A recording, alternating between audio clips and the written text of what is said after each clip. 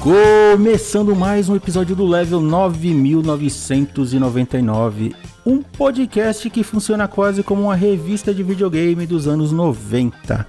Eu sou Gilson Livramento, mas você pode me chamar de Gil. E no momento desta gravação, o Jeff não vai participar, pelo menos aqui do Abre, né? Para não passar incólume, convidei os amigos, né? Chega aí Eliezer e Matheus. E aí? E aí, pessoal, como é que vocês vão? Tudo bem? Estou me sentindo muito honrado de ter sido chamado para preencher o buraco do Jeff. Foi mal. Pois é, todo mundo na internet já chorou, mas a gente não chorou ainda, né? E o Nintendo Switch 2? O que falar desse console que mal chegou no Brasil e a gente já considera pacas, né? Pois é. Diferentemente da época de transição do Wii U pro Switch, que era uma época cheia de dúvidas, agora a gente tem a Nintendo numa posição diferente, onde em vez de ter um Wii U lá que vendeu muito, muito pouco, e aliás tinha os profetas do Apocalipse que diziam, bom, é o fim da Nintendo, é o último console. Não, agora a Nintendo veio numa posição muito forte. E eu vejo isso com pontos favoráveis para esse novo console e também vejo pontos desfavoráveis. Quando o Wii U chegou em 2017, lá longínquos 8 anos, ele trazia uma novidade para o mercado. Um videogame portátil e um console de mesa ao mesmo tempo. Hoje em dia a gente já tem vários competidores nesse cenário, daí vamos botar aí o ROG Ally, o Steam Deck.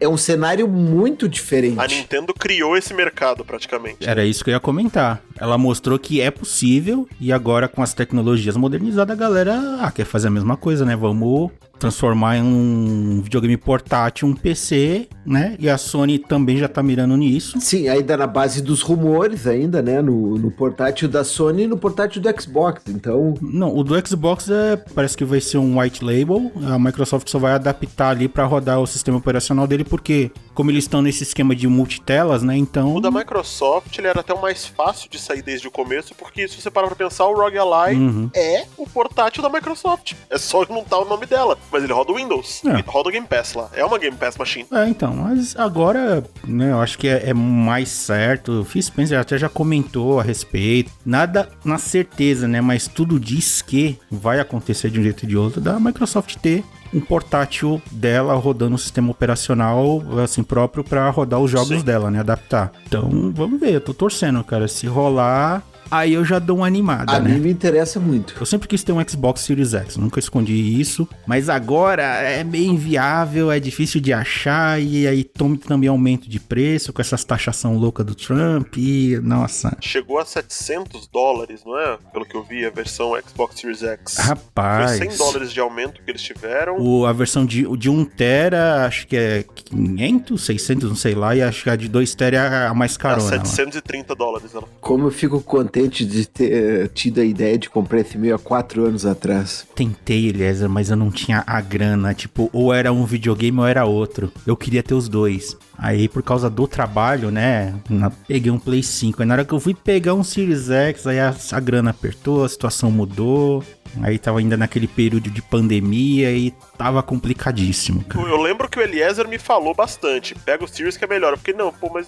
Aí entra naquelas, meus amigos têm o Play 5. Quando eu consegui pegar, eu fui e peguei o Play 5. Até porque quando eu tive dinheiro pra comprar, o Xbox já tava meio raridade. Já tava começando a rarear no mercado. O Series S era mais fácil de achar. Eu queria o Series X, eu queria com mídia física. Mas aí... Bom, os planos da Microsoft mudaram tudo, né? Agora é tudo mais focado no All Digital, então... Mas sabe que isso aí do All Digital é no Brasil, né? Porque no mercado exterior tu consegue mídia física. Por enquanto. De Xbox, assim, da Microsoft mesmo, acho que os jogos dela, eles simplesmente vão limar. Aí vai ficar só os third party mesmo. Mas o caso do Switch 2, ele tá caro. Os jogos estão caros. Aquela posição de mercado de ser a última das competidoras, a Nintendo ultimamente não é. Ela tá muito bem nesse cenário, só que ela não tem mais o console mais barato, que era uma coisa que atraía muito. Era o chamariz. Então... Eu tenho uma dúvida pra pontuar, Eliezer. Você falou, os jogos estão caros, eu concordo, os jogos estão caríssimos. O Switch em si, não no Brasil, mas o Switch, ele está caro, de fato. $450, você achou um preço que é irreal para o que o videogame propõe entregar? Vou te dizer que não. Ah, então Vou tá te bom. dizer que não. Mas assim, não é barato. Eu tô falando assim, ó, na nossa realidade, Exato. ele é um console caro. Entendeu? Porque tu vai pensar no brasileiro, são 3 salários mínimos. Eu concordo plenamente. Mas todos estão caros pra nós, brasileiros. Os gringos também, né? A galera fora do Brasil tá achando salgado o preço, mas como qualquer videogame de lançamento, infelizmente é até comum a gente ter um preço, né, um teto muito alto ali de valor de lançamento, e dependendo se vender muito ou vender pouco, a empresa tem manobra para ajustar ali, para baratear, promoção de fim de ano, aquelas coisas, né? Sim. Beleza. Eu até comentei com o Matheus aqui, por exemplo, dá, sei lá, 4.300 num Switch 2 agora, é pedir pra tomar uma facada, mas você é consciente que é aquela facada que até o final do ano você se recupera. Exato. É o aceitável, mas o problema é que pra um videogame da Nintendo, a ideia é, quero os jogos da Nintendo. Você não compra só o videogame, né? Aí cada jogo da Nintendo é a partir de 350, 500. Aí é,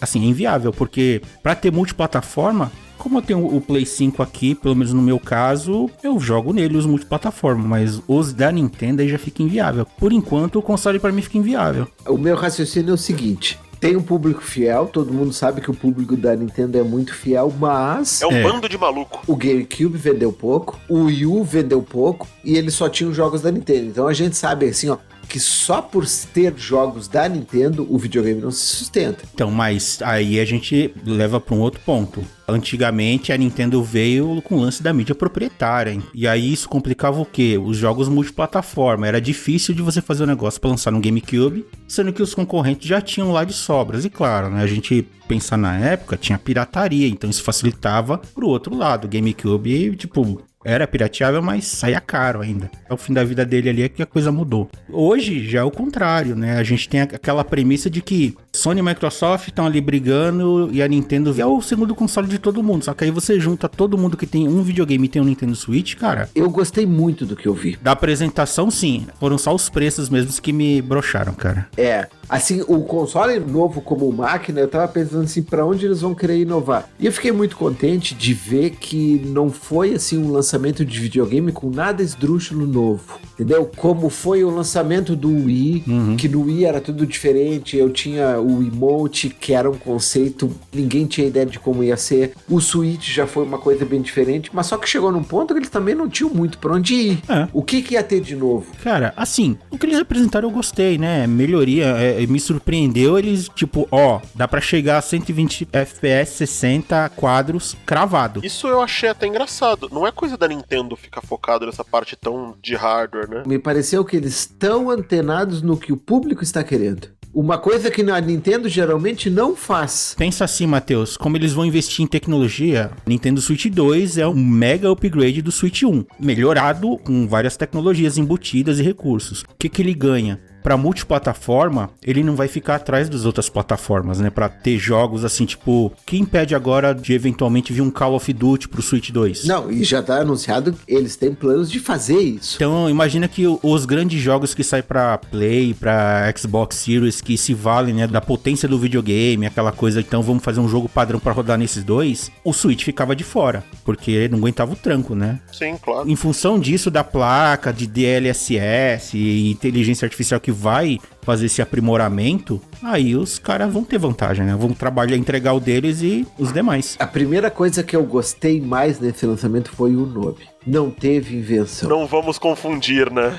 É simples, é objetivo. É aquele nome que a avó vai comprar pro neto, é Switch 2, tá? E vai saber o que tá comprando, né? Exatamente. Não tem erro, cara. Sinceramente, eu prefiro nomes numerados ali pra mostrar que essa é a evolução daquilo do que O ficar... mundo hoje em dia não é mais o mundo dos anos 90 que permitia você chamar Nintendo Super Nintendo, né? Me pegava porque eu tive Super Nintendo, mas essa nova geração eu penso que ficaria meio... Pro marketing, é simples, marca bem, todo mundo sabe o que é e não tem erro, cara. Que nem o Wii, aí depois o Wii U. Que é um Wii e o que é um Wii U, né? Qual a diferença deles dois? Era confuso, aí você viu o aparelho, era mais confuso ainda porque, pô... O acessório. Pois é. de novo, né? Para jogos de Nintendo, pelo menos no Brasil, simplesmente inviável. Deixar 500 pau num jogo não dá pra mim. Claro, a Nintendo não deve cobrar $80 em todo jogo dela. Talvez nos medalhões, né? Um Mario Kart, porque, assim, eu não sou jogador, mas esse Mario Kart que eles mostraram aí, cara, maravilhoso. Ele é maravilhoso. Ele parece muito bom, né? A galera que jogou, o pessoal que foi nos eventos, tá maravilhado. Não é um jogo de $80 na minha visão, mas ao mesmo tempo... Cara, qual que é o jogo mais vendido do Switch e que é requentado? Ah, o Mario Kart, do Wii U, não é? Aí você pensa, pô, vamos botar um Mario Kart e vamos elevar a enésima potência, mandar mundo aberto, vamos criar um jogo que ele funciona como um serviço, então... Exato, e eles sabem que vai ser um jogo que vai durar a geração inteira do videogame. E aí, eu acredito, eles prepararam de forma que a estrutura consiga receber um monte de conteúdo sazonal, temporal, ao longo dos anos, pra não ter aquela coisa que nem no jogo anterior, que chegamos no limite do videogame, tem um monte de coisa pra empurrar, mas não dá. Cara, eu gostei muito de ver o Bonanza, o Donkey Kong Bonanza também.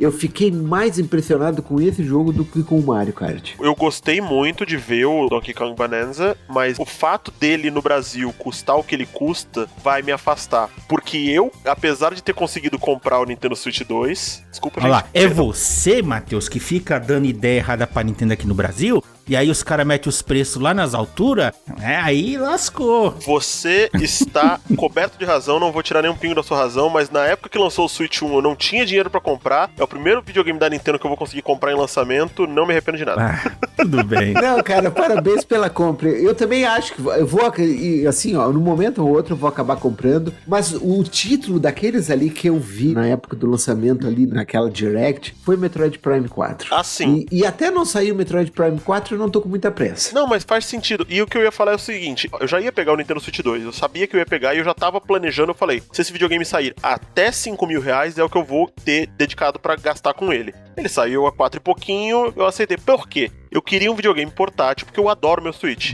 Só que ele não aguenta mais. É só você ver o próprio Zeldinha lá. Tem algumas regiões que tem muita coisa na tela, o negócio fica um show de slides. Eu não cheguei a jogar o Tears of the Kingdom ainda, mas no próprio Echoes of Wisdom, cara, ele sofre pra rodar o Echoes of Wisdom. Eu fui jogar Code of the Lamb no Switch 1, sofre lá pro final do jogo quando você tem muita coisa ali. Eu fico chateado do meu videogame tá sofrendo. E aí as opções eram, eu posso pegar e comprar um ROG Ally, ou comprar um Steam Deck, meu cunhado ele tem um ROG Ally, eu já joguei, é muito legal. Comprar um Steam Deck, que também é muito legal. Separar o preço que eu gastaria nisso, ou um pouco menos talvez, né, porque o ROG Ally tá 8 pau. Nossa, tá inviável, cara. Não tá baratinho. Mas posso pegar esse dinheiro e comprar um Nintendo Switch 2. E aí o que eu vou fazer? O meu Nintendo Switch vai acabar sendo passado pra frente. Vai abater um preço disso daí. Já tô abrindo venda das cartas de Magic que eu tenho. Eu também vou vender essa jossa pra pagar o Nintendo Switch. É um drogadito mesmo, viu, velho? O Eliezer é médico. Eliezer, quanto vale um rim em bom estado? Não lidamos com esse tipo de mercado. Brincadeiras à parte, eu tava com disposição pra comprar um Switch 2, assim, eu queria pegar no começo de geração, né? Até pegar esse ano mesmo, mas em função do preço e assim, os jogos da Nintendo, né, tirando uma coisa e outra ali, não me atrai tanto nesse começo, então eu vou segurar. Eu tava disposto, tipo, sei lá, no máximo uns 3.500. Agora, mais que isso, vou esperar, cara, assim, é questão de paciência. E assim, justo. Pra quem já tem o Switch, já tem muito joguinho ali, cara, você já tem uma puta de uma biblioteca disponível ali das suas coisas, né? Algumas, se você quiser, você pode converter, né? Tem os lances dos valores lá de você pagar a versão melhor, por exemplo, no Zeldinha.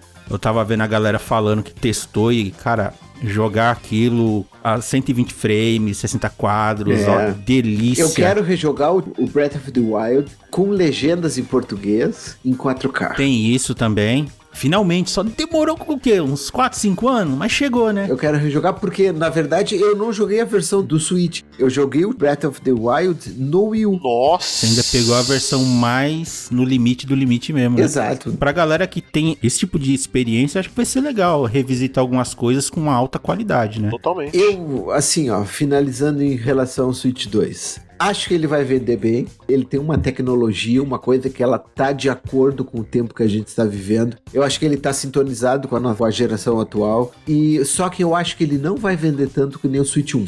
Até porque, de novo, né, a gente vivemos uma inflação global, E aí tem as loucuras do Trump, afetando tudo, aí tarifando Deus e o mundo. Eu acho que a Nintendo, ela tá lançando um aparelho, não foi o melhor momento, né? Mas quem ia adivinhar que ia acontecer essas loucuras, né? Exato. Mas o mundo não é mais o mesmo de quando saiu o Switch 1. E é bem possível que, assim, espero mesmo, mas que a gente não viva uma outra pandemia como que foi o que então. fez com que muita gente fosse atrás do Switch 1. Sim. E aí não tem mais os negócios de voucher, né? Pelo que eu entendi. Ainda tem, mas aparentemente não vai valer pra jogos de Switch 2. Ixi, pelo que eu entendi. tudo. Aqueles vouchers que eles faziam que era 2 jogos a R$500. Por exemplo, antes dele virar, eu cheguei a comprar 2 vouchers. Com um deles eu comprei o Super Mario Jamboree. O outro eu tô guardando pra comprar o Pokémon quando sair. Porque eu acho que o Pokémon vai ser jogado nos 2 consoles. Eu espero que eu possa pegar o Pokémon no Switch 1 e jogar no Switch 2. Se não for possível, eu já falei, ou eu vou pegar o Kirby, ou eu vou pegar o Tears of the Kingdom, que eu não peguei nenhum dos 2 até agora. E era tão bom a época que o Switch podia viajar pra Argentina e comprar os 2 vouchers por R$350. Eu nunca fiz isso, eu admito. Eu acho que eu perdi a oportunidade. Putz, uma pena assim que não estão mais liberando visto do Pois Switch pra viajar pra e é Argentina. aquela coisa, né, cara? Assim, você vê, o brasileiro sempre dá um jeito de tentar fazer a coisa da melhor maneira possível, mas agora que a Nintendo tá no Brasil, tem presença oficial, não tá ajudando tanto quanto poderia. E assim, só pra gente finalizar aqui, quem diria, né, que seria a Nintendo abrir as porteiras dos jogos a $80 aí, e agora a gente É tá isso que vendo eu ia começar a levantar. onda de aumentos repentinos aí, né? O próprio Xbox já anunciou que pretende subir o preço dos jogos, né? Além do aumento desses de console, e provavelmente deve ter reajuste de novo de Game Pass. Tem esse embalo do Switch também com os preços altos. Que a Nintendo não conseguiu enfiar mais no console e falar, cara, não, isso aqui vai ficar inviável, vamos meter nos acessórios, né? Agora aquela cordinha pra prender o Joy-Con tá 15 doletas. Vale a pena? Você vai pagar R$60 pra jogar aquela Tech Demo guia? Eu não vou, eu tenho limite da minha maluquice, tá? Tanto que eu até ia falar, eu acabei não terminando esse raciocínio. Eu acho que assim, eu comprei o Nintendo Switch 2, comprei com o Mario Kart, então eu não paguei R$500 no meu Mario Kart. Você pagou o equivalente a R$300. Se você pegou o bundle... Exatamente, eu paguei próximo de R$300 no meu Mario Kart e é o que eu vou levar pra minha vida, que foi o que eu paguei. E eu tô meio assim se eu vou pagar 440 no Donkey Kong, apesar do Eliezer ter falado que gostou. Também gostei, mas eu tô achando que talvez esse daí vai esperar uma viagem. Um presente de aniversário. Algo assim. PlayStation também aumentou valores, inclusive o Ghost of Yotei, que foi anunciado aí a R$400. E olha só, a Rockstar também adiou o GTA 6. Né, que nem tinha data, na verdade, ia sair em 2025, mas adiou para maio de 2026. Beleza. E com isso, o que impede a Rockstar de, vou lançar o GTA 6 a $100? Será que esse esquenta não tá quente demais já? Bom, mas é isso, né? Meados de 2025, iniciou-se a era dos $80 do joguinho. Então, bora revisitar backlog e aguardar as promoções, né? Segura a emoção aí.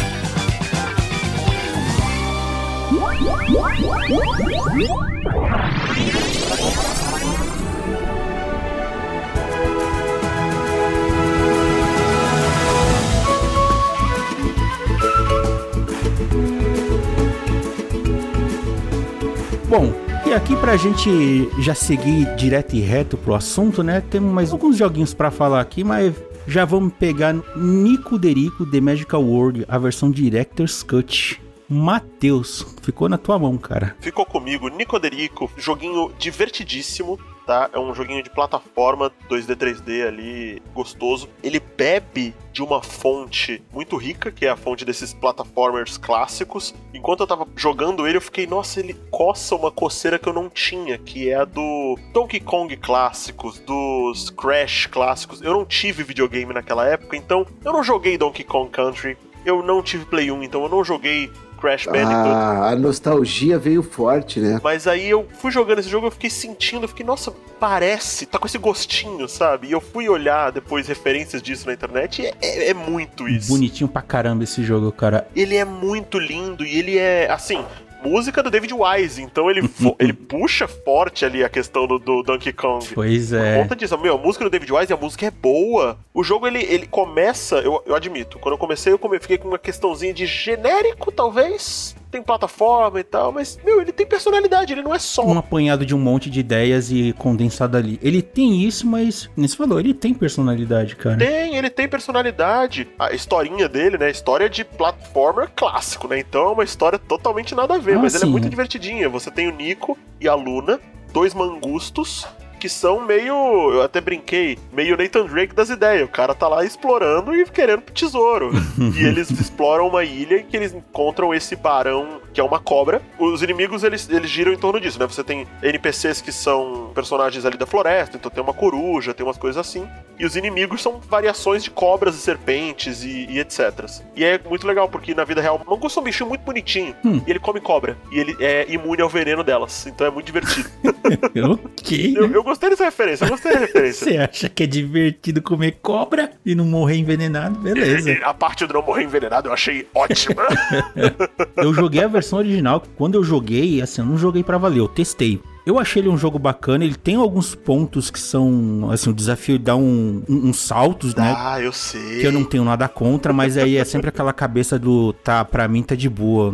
Eu acho que eu não sou muito referência pra um monte de gente no que eu gosto, né? Então, eu ficava pensando, pá, e a galera que só quer curtir um joguinho de plataforma de boa ali e tal... Você achou difícil demais? Continua difícil? Então, eles botaram no modo agora do Director's Cut um mundo extra. E uma das coisas que eles botaram no jogo também foi um modo easy. Ah, ok, justo. Pra ajudar. Assim, eu acho que vale, porque, como eu falei, eu não joguei Crash Bandicoot, eu não joguei Donkey Kong, então muitas dessas referências, muito desses calos, eu não tinha, desses traquejos aí de plataforma. Questão de acessibilidade. Hoje em dia, assim, a ideia é o jogo tem que ser pra todo mundo. Claro, mas nem todo mundo vai ser pra aquele jogo, né? Sim, tem suas variantes. Então, acho que se você der a opção do cara, você quer curtir esse tipo de jogo e se ela tem alguma dificuldade, joga no fácil, curte. Não tem problema. Tem a opção, cara, isso é que importa. Percebi que tava rolando isso porque eu cheguei a ficar muito estressado. Eu fechei a base do jogo em umas 10, 12 horinhas, o que é muito legal. A gente precisa de jogos mais curtinhos, assim, pra você se relaxar. Exato, e jogar. sim. Ele tem alguns spikes de dificuldade dele, eu senti mais nas fases bônus que tem dentro do jogo. Porque você tem a fase e você tem os desafios. O jogo, ele tem muito coletável. Você tem as moscas que você pega, que você usa como moeda. Você tem as chaves, você tem os diamantes e você tem os Nico. Eu fiquei, isso aqui é uma referência a Kong, não é? Que você escreve Donkey Kong, né? As letras que ficam pulando. Sim, sim. Você tem esses coletáveis. No jogo base, eu achei meio ok, estão lá por estar. Pra abrir o conteúdo do Director's Cut, você precisa pegar tudo. Teve um motivo. Mas admito que como eu joguei o jogo base inteiro antes de pegar o Director's Cut, quando eu voltei no Director's Cut eu fiquei, agora eu vou ter que pegar todos que eu deixei pra trás. Mas é válido. Cara, mas assim, ó, eu achei um jogo muito legal porque ele é uma mistura insana de Crash Bandicoot e Donkey Kong. Sim. Então ele é geração 16, 32 bits na veia, adaptada pra uma geração nova do Switch, com Play 5, Xbox, tá por tudo. E achei um jogo assim, ali muito bem feito, porque fazer um jogo de plataforma bem feito não é pra qualquer um. Exatamente. Se qualquer um que tenha uma experiência tentar fazer algum jogo algum dia, é muito legal tentar fazer uma plataforma. Que você percebe que é o tanto de coisa que hoje em dia a gente toma como uma coisa simples, você enxerga como uma coisa básica, a movimentação, pulo, tempo de resposta, tudo isso tem muita questão que você tem que pensar em uma plataforma que não é uma coisa natural, não tá feito. A gente tem muitos jogos gigantescos que fizeram isso de formas diferentes, fizeram muito bem. Mario, é claro que é referência, Donkey Kong é referência, mas você tem outros jogos que vão colocando isso ao longo dos anos. O Sonic lida com isso de uma outra forma, por exemplo. O Crash. O próprio Crash, tem muita coisa que você vê assim. E aí que eu tava falando da parte da dificuldade, que nessas fases bônus, eu teve uma fase bônus no primeiro mundo ali, naquele primeiro conjunto das primeiras fases. Teve uma fase bônus que eu tentei 116 vezes. Normal. E aí o meu console travou. Opa. Quando eu tinha conseguido. Nico Derico ou Celeste?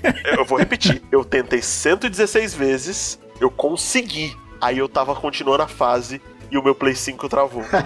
E quando voltou, eu não tinha mais o que eu tinha conseguido, então eu tive que tentar de novo. Aí eu olhei e falei, não, eu não vou. Tá tudo bem, minha cabeça eu passei, tá tudo bem. E de novo, é aquela coisa, cara, hoje em dia pra joguinho, principalmente pra gente que é mais velho, né, casado, coisa pra fazer, trabalho, ritmo de vida puxado, Sim. É aquela coisa, o que você jogar e te satisfazer, você não precisa fazer tudo ou se estressar, né? O que o jogo entregar que você jogou, curtiu, já era. Ele é muito bacaninha, e assim, eu achei ele um jogo super legal pra apresentar, pra crianças poderem entrar nessa vibe de plataforma novo. Você não vai ter que voltar num videogame antigo, tudo bem, tem gente aí, né, o Eliezer tem uma coleção coleção de retro game na casa dele. Eu não tenho.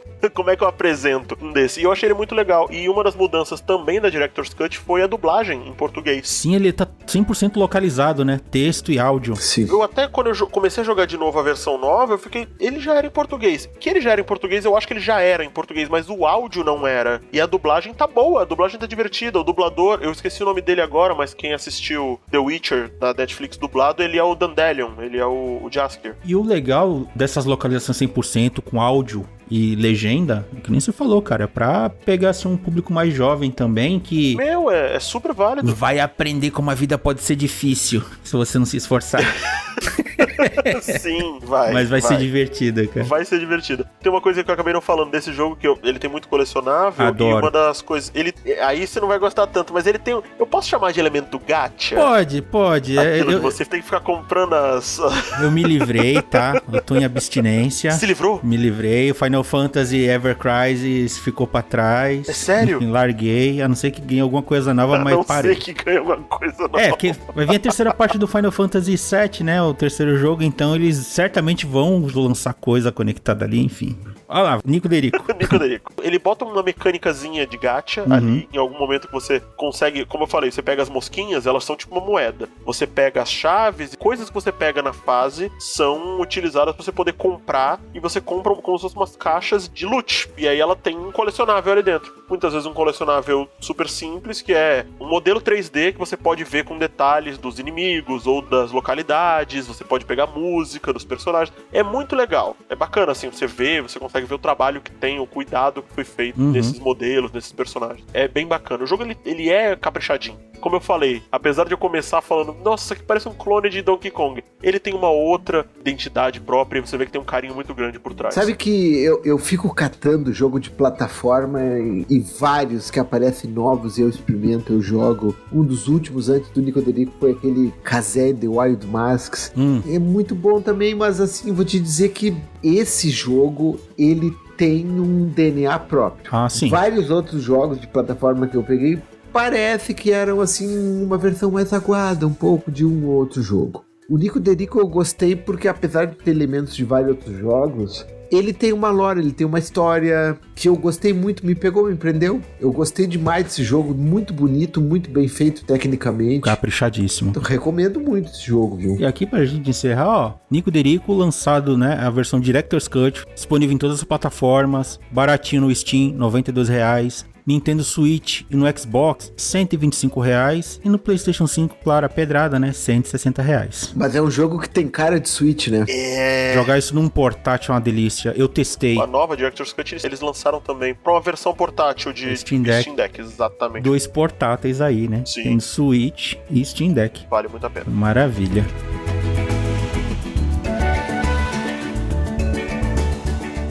E a gente saindo de um joguinho de plataforma 3D, agora a gente vai para uma coisa mais na linha de Limbo, só que com puzzles físicos no cenário, né? Um jogo cheio de estratégias desafiadoras que eu curti pra caramba e eu fiquei meio surpreso, que é o Bionic Bay.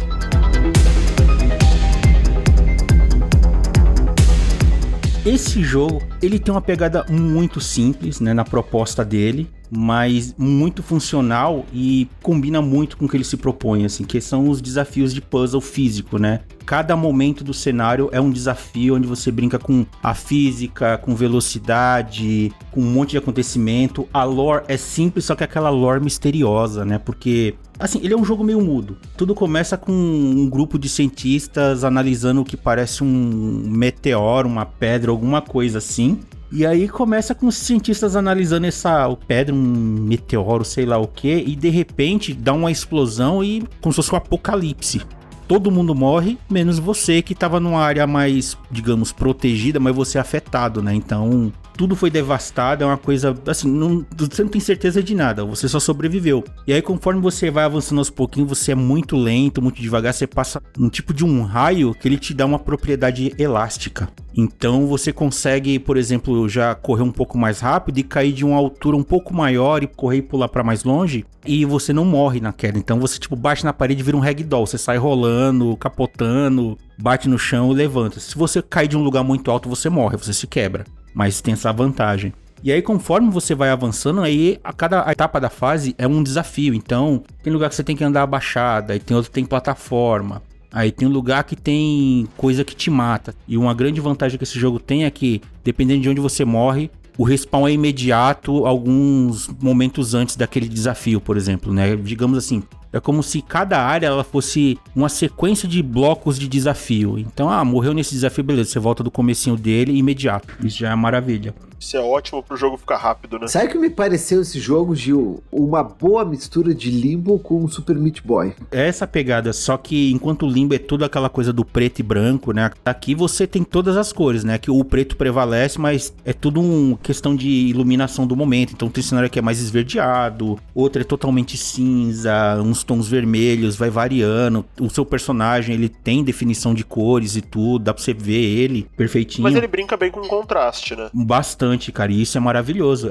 Esteticamente ele é muito bonito dentro da simplicidade dele, porque se você parar o boneco e olhar, o visual do boneco, ele... Alguns poucos pixels. Exato, ele é meio quadradinho, é uma coisa simples, mas em movimento ele é muito bonito. O conjunto da coisa toda é muito bacana, cara, é muito elegante. E aí, conforme você vai evoluindo, aí chega um ponto que você encontra um outro cientista que tá morto e no corpo dele você pega um equipamento de teletransporte. Então, tem alguns itens que são interativos no cenário que se você der um soco com esse equipamento, você finca um dispositivo nele. Enquanto esse dispositivo estiver na tela, no seu alcance, você pode trocar de corpo, né? Você pode trocar de lugar com ele. E aí você já começa a criar vários mecanismos de desafio, né? Que trocar o corpo com um objeto de algum lugar. E aí você tem que começar a analisar, a pensar em 3 passos à frente, que às vezes, tem um monte de raio aqui, tem um objeto que o raio não quebra. Você vai fazer? Você vai fincar o dispositivo naquele objeto, na hora que o raio passar por ele, que estiver chegando em você, você troca de lugar, pra você poder avançar. Só que o jogo não pega leve não, né? Tem uns desafios que... No começo ele vai de boa. Sim. Só que aí ele vai misturando, porque mais pra frente aparece uma outra mecânica que é inversão de gravidade. Então tem alguns lugares que tem uma esfera que ela tem uma gravidade própria. Então você pula, você é atraído, aquele lugar funciona como um planetinha. Aí a mecânica muda, né? O jeito de controlar. Isso me incomodou um pouquinho, porque não fica tão natural como deveria ser, né? Porque ele inverte os comandos de movimento, então pra baixo ele fica pra cima pra você andar, tipo, da esquerda pra direita. Pra direita, quando você tá na diagonal direita, você tem que voltar pra direita, depois pra cima pra ele dar a volta. É um pouco antinatural, mas ok. E tem uma outra área também, que é o poder daquele dispositivo, ele se inverte. Então, antes de você trocar de lugar com o objeto, você dá tipo de um socão e esse objeto voa, né? E aí já cria uma outra dinâmica.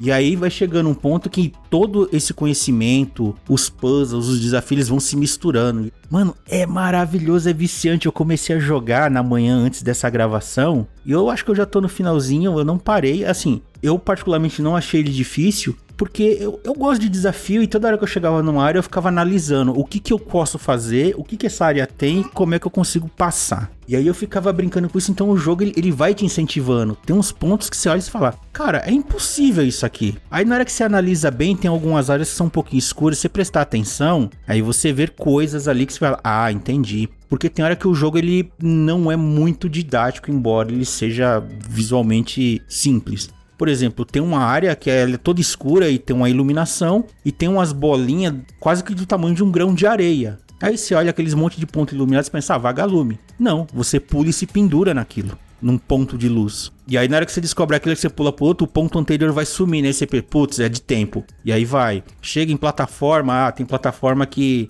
é um raio de gravidade. Eu pulo no raio, tem raio que me mata. Eu pulo num raio verde, eu fico quicando. E aí se eu encontro o raio e outros mecanismos, aí eu tenho que encontrar uma maneira de pular naquilo pra eu quicar de um jeito pra eu chegar num determinado ponto pra fazer tal coisa. Então, cara, é uma expansão de mente esse jogo que... delicioso, cara. Desafios maravilhosos. É simples. A historinha ela vai se desenrolando que você chega em alguns pontos em que você encontra corpos e arquivos digitais. Aí eu tô num outro mundo? Eu tô num mundo alienígena? Aí você descobre, não, você tá em 1974. Eu tô na Terra? Aparentemente sim. E aí o cara ele fala, cara, eu já nem sei mais o que tá acontecendo. Eu acho que eu tô virando, sei lá, um rato de experimento da empresa. A empresa não tem um nome, né? É só a empresa. E aí você começa a ver um monte de coisa maluca e você se questiona. Até aí você vai descobrindo que aconteceu uma outra coisa, você vai desvelando o jogo de uma maneira que a curiosidade te faz superar todos os desafios. Você fala, cara, eu quero ver o que vai acontecer agora. E é maravilhoso. É uma surpresa. Esse jogo só tem elogios até agora. Fiquei com vontade de jogar. Ele realmente parece muito legal. É um tipo de jogo que dá a noção de que sua cabeça vai ter que virar do avesso pra você conseguir jogar direitinho. Ele é muito criativo, bicho. E ele é muito funcional. Os comandos dele são perfeitos. Assim, eu não tive nenhum problema técnico com ele. E é um joguinho indie. Ele foi lançado por um estúdio Taiwan chamado Psycho Flow em parceria com um estúdio finlandês chamado Murina. Por enquanto, disponível só na Steam e para PlayStation 5. Na Steam, R$80, no PlayStation 5, R$99,50. A pedrada não veio tão grande dessa vez. Por tudo que ele tem a oferecer, pelo desafio, pelo charme, pelo conjunto, o preço tá muito bom. Joguinho sensacional. Pois é, cara, e como eu simpatizei com o Limbo, eu já assim, ó, de cara já gostei da estética desse jogo. Aliás, é mais pra frente então, que você jogar, que o que você vai ver por aí normalmente é o comecinho. A estética muda, tem o jogo de cor, tem cenário que é azulado, outros que são mais amarelados, um é preto e branco, outro é avermelhado. Muito legal. E outra coisa, tem cara de Switch também. Num portátil seria perfeito. Tem que jogar isso daí no Switch 2, tem que testar, vai que roda bem. Espero que saia, deve sair. Torcendo.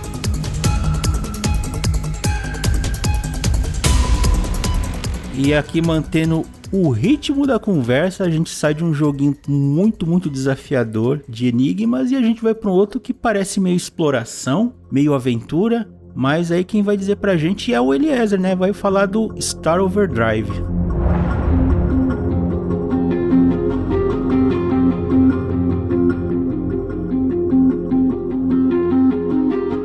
Pessoal, Star Overdrive é, assim, uma das grandes surpresas desse ano de 2025, porque ele é o jogo BBB. Hã? Ele é bom, bonito e barato. Ah, tá. Você achou que era alguma outra coisa? Beleza, faz sentido. Cara, uma surpresa, porque assim, ó, um jogo que ele tem... Não dá pra negar, não vamos esconder de ninguém, mas ele é um Zelda-like. Uhum. E, aliás, mais especificamente um Zelda Breath of the Wild. Lindo, muito bem feito. E uma pegada de Tony Hawk, porque o personagem principal, ele usa uma sandboard para fazer seu deslocamento no mundo inteiro. E um mundo grande, colorido, vasto, com várias dungeons. Cara, eu me senti em casa, porque foi um jogo assim que caiu perfeito pra mim. Eu que sou muito fã da franquia Zelda, gosto de fazer dungeon, gosto de fazer minigames, gosto de jogos de exploração. E o Star Overdrive tem tudo isso.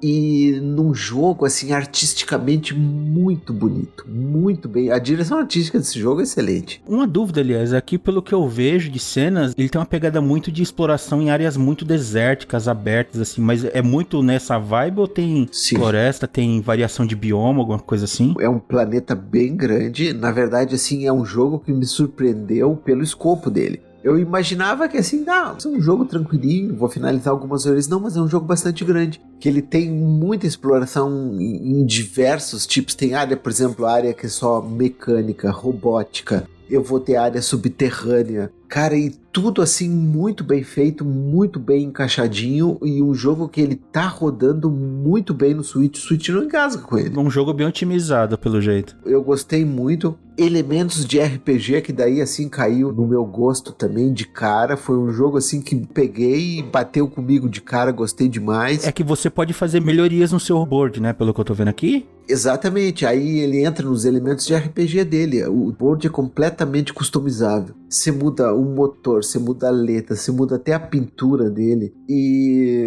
um mundo assim que aparentemente é desértico, mas dependendo da área que você tiver, ele é muito bem povoado. Então assim, ó, vai ter inimigos que eles são classicamente fáceis numa área, um pouco mais difíceis numa outra. Eles têm diferenças de level de uma área para outra conforme você vai aumentando o jogo, aumentando o seu nível.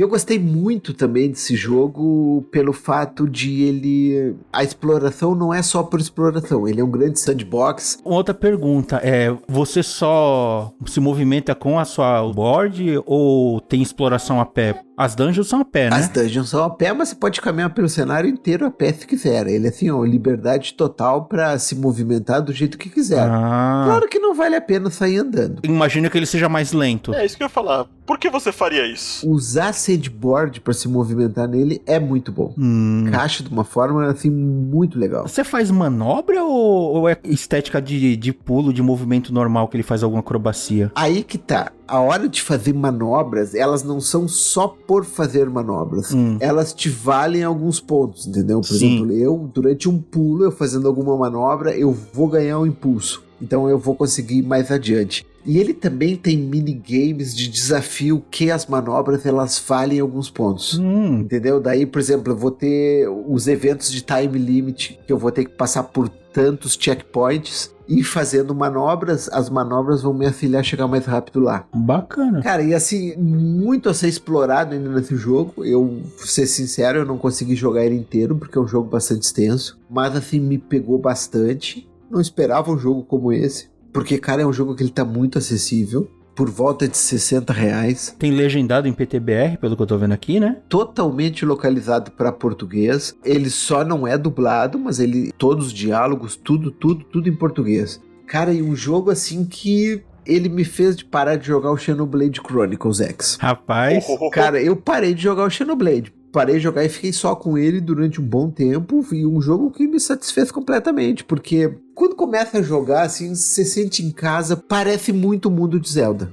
Pra quem já tem essa pegada, pra se atrair por isso, é um 2. Pelo que eu tô vendo aqui, ele tem um enredo até que, ok, não me aprofundei muito aqui, mas pelo que eu vi, você vai prestar socorro. O nosso protagonista, ele tá numa nave, vagando pelo espaço, e recebe um chamado de ajuda. Até aí, essa temática que já foi até do filme Alien. Ah, sim. Ele vai atrás desse chamado de ajuda e conhece esse planeta. Ah, que é o planeta Sebet. Logo no começo você já recebe a sandboard e a partir dali a exploração começa. Ele te deixa bem livre, assim, bem no começo do jogo. Você pode explorar o mapa em quase na totalidade logo no começo do jogo, mas os objetivos e os pontos que você tem que ir, eles são muito bem marcados. Então, assim, ó, você sabe pra onde tem que ir, mas tu pode fazer muitas coisas antes de chegar lá. E vou te dizer que, assim, ó, eu já passei muito tempo só explorando o mapa e fazendo missão secundária aqui e ali, do que fazendo a história principal. Pra você ver como esse jogo, ele é todo muito bem amarradinho. Ele vai ficando cada vez mais Zelda, né? Exatamente. Isso pra mim em RPG eu sempre gosto de, em vez de linha reta ponto A ponto B, eu gosto de ver tudo que tem ao redor e, se possível, fazer mais do que deveria. Esse aqui, esses desafios à parte aqui é o que é cansativo, é repetitivo? Logo no começo do jogo, ele tem alguns padrões, mas são logo as primeiras missões, só que ele vai ficando gostoso de jogar, sabe? Ah, conforme você vai evoluindo a prancha. Exatamente. Tá. Tua prancha vai ficando melhor, teus poderes vão ficando maiores. Então, cara, fica cada vez mais legal de jogar ele. E um jogo assim que ele tem um nível de dificuldade como se fosse uma rampa. Ele vai subindo organicamente. Ele não te joga assim de uma dificuldade muito fácil para uma muito difícil logo de cara. Ele é um jogo assim que como se fosse entrar no mar. Vai entrando e vai ficando bom. Dá um quentinho no coração. Olha aí. Esse jogo, assim, eu gostei demais dele. Deu vontadinha aqui, mas pelo que eu vi, por enquanto disponível só pra Switch, né? R$64. E ele vai lançar oficialmente 19 de junho para as outras plataformas, né? Pra Steam, Xbox e PS5. Olha aí. Tá logo aí. Esse tá no meu radar. Só você pegar no Switch 2, Gil. Ei? Tá bom, morreu a conversa aí. Vamos pro próximo.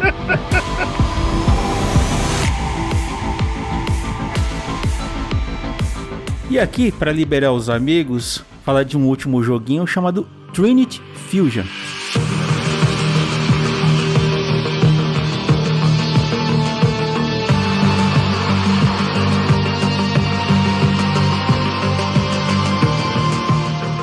Esse aqui eu acho que vai fazer o olho do Eliezer brilhar um pouquinho, porque esse um Metroidvania, é aqueles Metroidvania, roguelite, sci-fi futurista. Ele é um jogo muito bom, e isso não dá pra negar, já deixar aqui pontuado, muito, muito bom mesmo. Porém, entretanto, todavia, Ele tem questões assim que, em função do que a gente tem hoje, principalmente que eu joguei no Play 5, ele tem umas telas de load que eu acho meio desnecessária, né? Então tem uns carregamentos ali que eu não entendo o que acontece, talvez má otimização, né? Eu joguei no PlayStation 5. Enfim, nesse jogo aqui você vive numa espécie de hiperrealidade e você controla 3 personagens que na verdade são versões paralelas de uma mesma personagem em realidades diferentes. E assim, das personagens, então você tem a Altara, parece que pode usar habilidades mágicas. A Kara, por exemplo, ela é mais focada em uso de arma pesada, né? A arma branca, tipo espadão, que é agressivo, mas combate corpo a corpo. Enquanto a Naira, ela usa, né, arma de fogo pesado, causa bastante dano.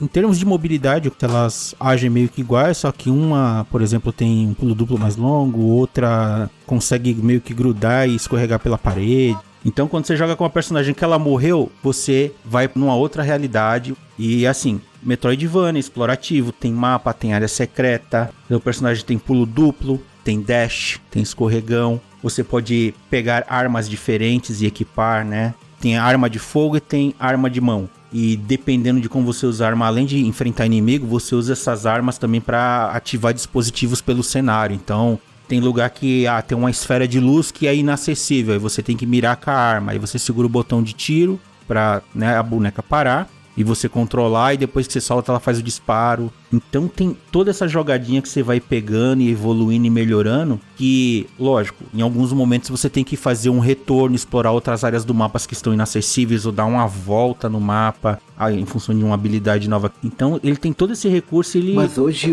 é uma vibe Metroid Dread. Cara, eu gostei demais, hein? A movimentação é frenética, é bem responsiva. Você vê que ele é um jogo bonito em movimento, cara. E ele é bem interessante, o desafio é muito bacana.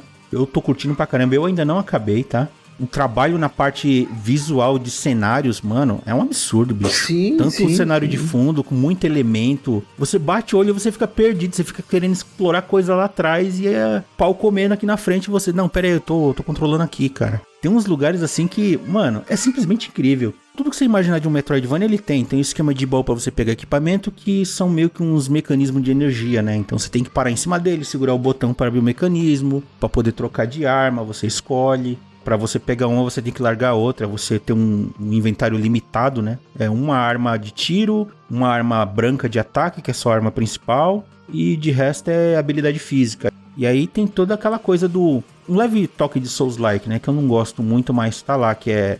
você tem que prestar atenção nas barrinhas de munição, né? Porque toda vez que você mata inimigo com porrada física, você recarrega um pouquinho da barra de tiro. E tem mecanismos próprios onde você recarrega a barra de tiro de uma vez, né? Que você tem que achar pelo cenário. Vai da exploração de área secreta. Aí você tem que saber quando usar escorregão, às vezes misturar coisas. Aí conforme você vai avançando, dependendo das áreas, tem muito elemento explorativo pra você fazer. Então tem muito vai e volta. Tem armas que causam efeitos em lugares muito específicos, né? Que é aquela coisa, se você não prestar muita atenção, ele é um pouquinho confuso nisso.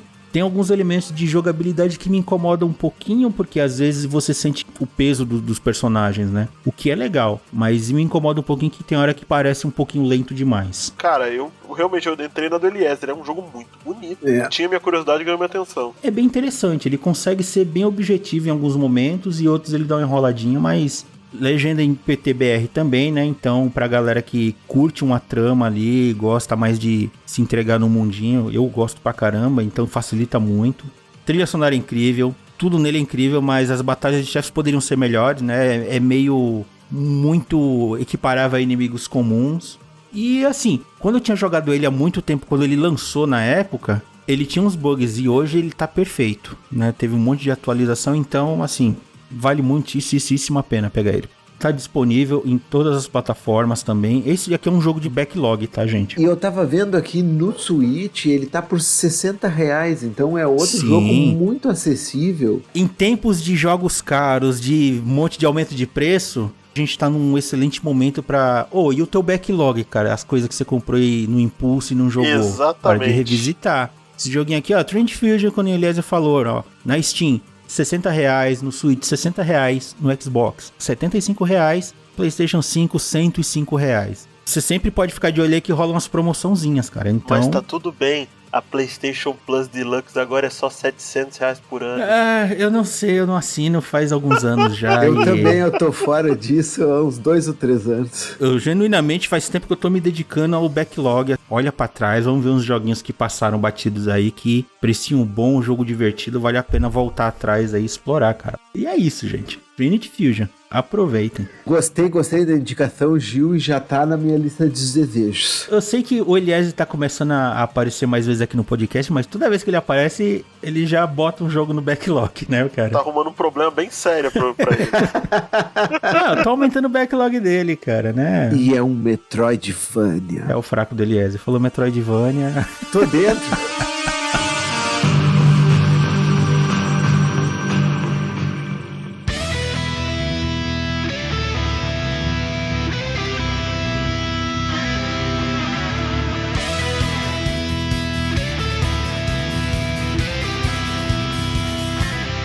E pra encerrar mais este episódio, nada mais nada menos do que bater um papo sobre um joguinho de luta que tava aí povoando a mente da galera, altas expectativas. Vamos falar aqui de Fatal Fury City of the Wolves e, além do Jeff, né, que tá com suas mais de 80 horas neste momento da gravação aqui, temos mais um convidado também. Chega aí, Otto. Opa, beleza? Eu não tenho 80 horas, mas tô chegando nas 15, então vamos lá. Vocês têm mais que eu, que infelizmente, né, enquanto tá rolando essa gravação aqui, eu peguei o jogo, baixei, estou olhando pra ele enquanto gravamos aqui. Mas vamos lá, tô de orelha. Pensa assim, o seu jogo tava atualizado já tem a abertura do Obari, que é aquela animação, que ela não tinha quando eles passaram o jogo pra fazer review. Isso eu fiquei sabendo. Pra fazer review veio o jogo e eles falaram, vai ter uma atualização próxima do lançamento, aí eles puseram, porque eu achava que tinha que destravar essa animação. E eu tava louco tentando destravar de qualquer jeito essa animação. Basicamente o famoso patch day one, né? Pra acrescentar mais coisas, liberar e tal.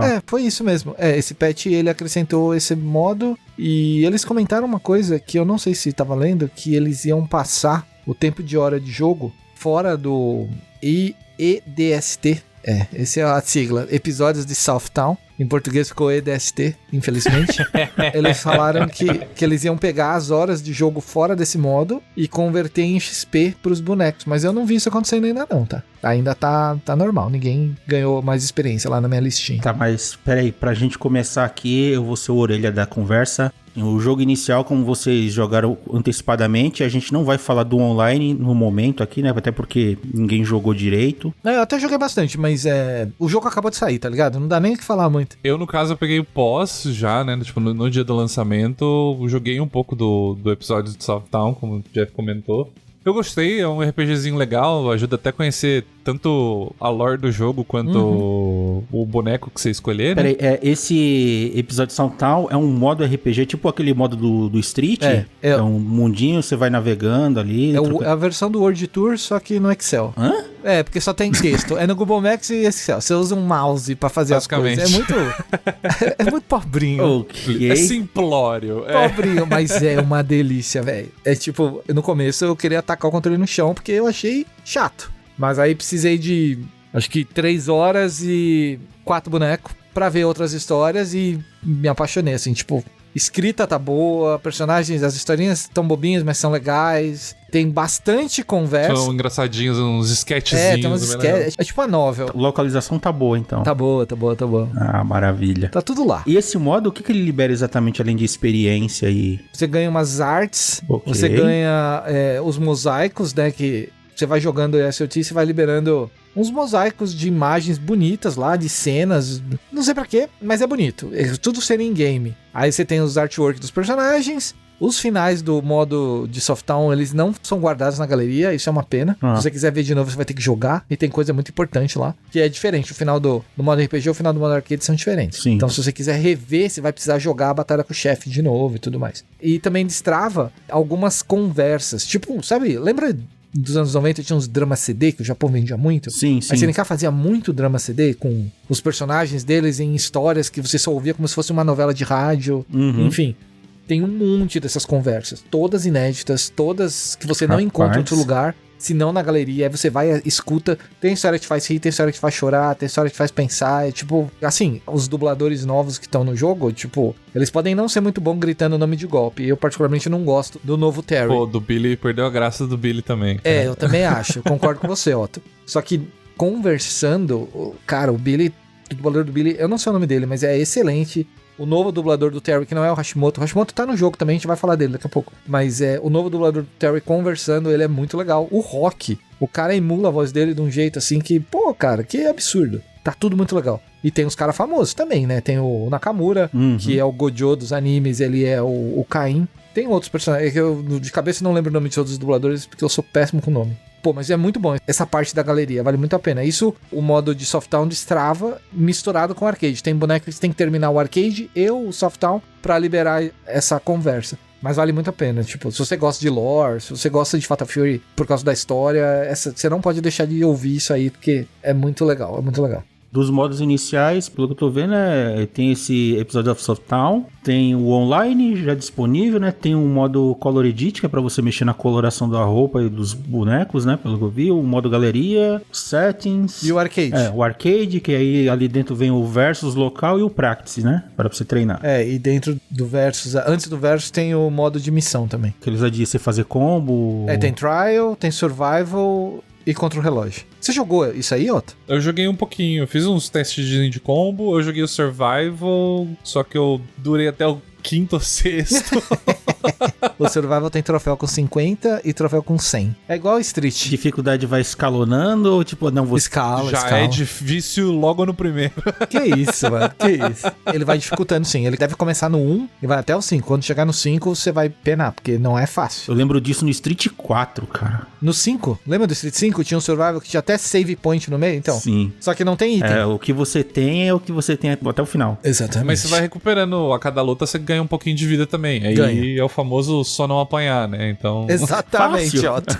Fácil. É, só não apanhar, cara. Pô, no fim é isso. Meu recorde fim... acho que foi 27, 29. Eu nem cheguei a 50. Pelo menos no Street 4 que eu joguei muito isso aí, eu tinha esquema pra todos os bonecos, né? Pra você fazer eles meio que repetir padrões. Então eu acredito que esse também dá pra fazer. Pra facilitar a vida. Tem macete. É que a CPU no mais difícil é comando, né, Otto? Fala pra ele. Nossa, cara. Eu fui brincar, né? Assim, já sei mais ou menos que eu escolhi a Preacher pra jogar. Aí eu pensando, pô, já sei mais ou menos, fiz o episódio tal com ela, tal, já treinei um pouquinho, aprendi uns combinhos. Vamos dar ali no arcade no nível 5, que é o máximo. Uhum. Eu ali, inocente, pô, vamos com calma, né? Mas assim, todo boneco que tinha counter, eu tomava todos os counters. E Shoryuken, né? E Shoryuken, exato, cara. E aí, assim, eu consegui, mas nossa, o quanto que eu penei, cara. Especialmente no último lá, no Rock puto sem camisa. É o Rock que veste a roupa do pai. Isso, eita, cara. Possuído Rock? É o Fallen Rock. Isso, esse mesmo. Cara, que insano, sério, de verdade. Ele parou o tempo com você? Eu não lembro. Que? Eu só lembro que eu tomei todos os counters possíveis. Peraí, gente, Como é que é? Ele para o tempo? Gil, eu recomendo pra todo mundo que estiver ouvindo, porque comigo ele não fez isso, tá? Mas eu recomendo pra todo mundo que estiver ouvindo assistir o vídeo do Justin Wong lutando o modo arcade e ele enfrenta o Fallen Rock. Só que eu acho que ele tava jogando no level 5, porque quando eu joguei o boneco não fez aquilo, mano. Fez absolutamente nada. Ele para o tempo, ele tem um especial que não gasta barra, não precisa de barra, não precisa de nada e ele te mata. Se ele parar o tempo... Ele tem que te acertar um golpe. Ele te acerta um golpe, te tonteia para o tempo e usa um golpe lá que, mano, acaba a sua vida. Simplesmente acaba a sua vida. Ele tem um Raging Storm que pega 2 vezes, sai 2 Raging Storm, sai um Raging Storm e te manda na parede. Quando você volta, ele sobe com outro Raging Storm. Eu tomei esses daí também, Caramba. Você tomou? Eu nem vi esse. Qual que é o que ele joga no chão? Que é basicamente o Power Wave do... Ele tem um replicante 4 vezes, né? Isso, ele manda 2 e depois ele manda mais 3. E aí, tipo, cara, que é isso, ele velho? É ridículo. É maravilhoso. SNK mantendo chefes de jogo de luta inacreditavelmente difíceis. Exatamente. Porque lá no modo RPG tem uma versão deles nível 80. Só que não é desse jeito. Ele não é tão difícil assim. Eles são fortes, porque eles usam gimmick, eles usam perks que dão mais força pra eles. E você pode usar também. Só que eles não fazem tudo isso que faz no nível 5 lá não, mano. Pelo amor de Deus. É tipo, nem no lance comparando com o Street Fighter de novo, quando você jogava com o Akuma e enfrentava o Shin Akuma, né? Em vez de totalmente diferentes. Vai ser isso. Se virar boneco não vai ser assim, não.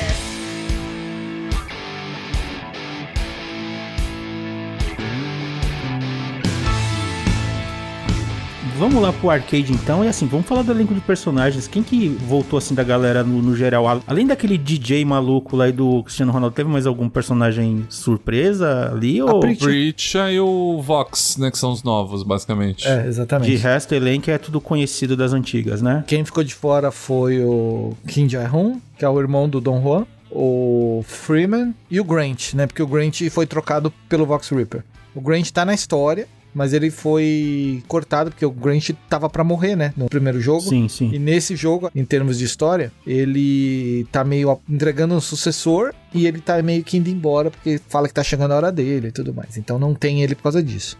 O Freeman não tem, sabe Deus por quê? Nem o Jae-hoon, ninguém sabe por que também, mas a gente sabe sim, porque é Cristiano Ronaldo e Salvatore Ganatti, né? Por causa deles. Eu queria trazer até uma observação que o Jeff já tinha comentado até comigo, mas depois que eu peguei, joguei e visualizei, eu teorizei que porque tanto no modo arcade quanto no episódio de Southtown, o Salvatore Ganatti está em ambos. Ele é do lore. Mas o Cristiano, ele só tem no Versus. Ou treino, no caso. É treino versus trial. Aí meio que pra mim só, né, conclui-se que, teoricamente, o Salvatore ele já estava planejado, já devia ter pensado nele ali há um bom tempo, mas só o Cristiano que, tipo, a gente precisa fazer Foi agora. apressado, você acha, né? Eu também acho. Eu acho que é mais ou menos isso. Porque se o Salvatore tá em todo o resto inserido, tem historinha e os escambau, o Cristiano só você joga no online e é isso... É, então, que quando anunciaram o boneco, né, que mostraram, tipo, o Cristiano Ronaldo era um boneco, até que falando com o Jeff, que a gente pensou que ele ia fazer propaganda, afinal, né, o cara é tweet monstruoso, muito seguidor no Instagram, não sei o quê. É, o cara é famoso, né? Sim. Então, mas aí ele virando um boneco, até a gente chegou, porra, como é que eles vão amarrar a lore do Cristiano Ronaldo nessa realidade aqui? Ou não vão. Inicialmente eu achava que seria pique, sei lá, alguma arena com ele no fundo, alguma coisa assim, também. que nem no Snoop Dogg no Tekken Tag. Uhum. Exato. O lance do Ganatti foi bem fácil, porque a SNK tem costume de colocar os personagens deles pra tocar instrumentos musicais, ter banda, tipo, Sim. isso já desde King of Fighters. Quem não lembra da banda da Athena que o Yori tocava guitarra lá, baixo, sei lá. Tanto é que depois veio os artwork dos personagens com os instrumentos, né? O Yori ficou meio que marcado na mente da galera com... Segurando aquele case de guitarra, né? De violão, sei lá. E aí o lance do Ganatti é isso, ele colou em Southtown, ele vai fazer um show e ele precisa de equipe, ele precisa de músicos, ele precisa de uma galera pra ajudar ele no modo RPG. No modo arcade, o Duck King apresenta ele é um músico que usa o som das coisas, ele escuta os movimentos, e aí ele escuta o Terry, ele fala, quero lutar com você porque seu som é diferente. Aí, frescurinha, mas, pô, o Salvatore não é problema. Eu não acho que o Cristiano também seja um problema. Mas o lance da estranheza, né? Por exemplo, esse Salvatore, ele é um DJ de verdade, certo? Lá pros lados da... Sim. Eu acho que é um DJ europeu, sei lá. E inclusive os golpes dele é tudo dos movimentos que ele faz no show. Ele planta bananeira e balança as pernas, ele é esquisitão. Os clipes Tudo dele tem nos clipes dele. também, exato. Ele é performático, aí adaptaram pra golpe.